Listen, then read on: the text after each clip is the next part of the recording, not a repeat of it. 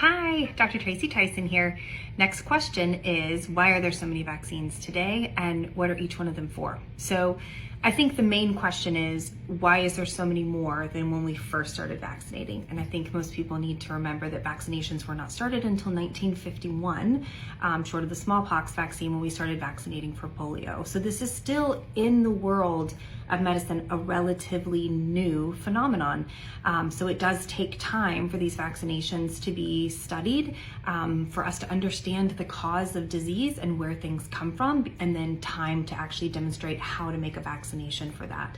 So I'm sure that the doctors and parents back in the 1950s and 60s would have absolutely loved to have had a vaccination for rotavirus or hepatitis B or Haemophilus influenza, but those weren't available yet. We didn't even know what some of those infections were or that we could prevent them. So a lot of this is, as science is moving forward, more information is coming out.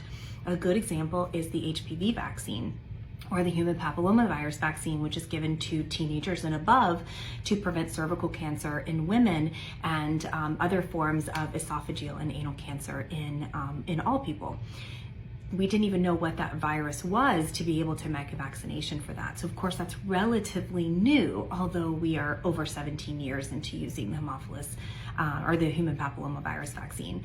So that's why there's so many more vaccines today than there were, because the technology is allowing us to be able to do that. And as medicine advances, we are finding more things that we are able to prevent. Because remember, there's only two ways out of an infection. It's getting it, which is getting the cell damage from it, or it's getting the immunity with the vaccination. There's no other two ways around it. You might be a certain percentage of people that are lucky enough to never get the infection, but honestly, that's very, very, very rare, especially prior to getting something called herd immunity. So it's a lot more common these days to not see someone who has one of these infections and to not have that be a fear, because there's herd immunity. So herd immunity is where an entire population has enough people that are vaccinated that the virus or bacteria cannot spread very easily. So it's kind of like a ping pong, right? If it keeps ping ponging and it can't stop and make more of itself, it can't live without us.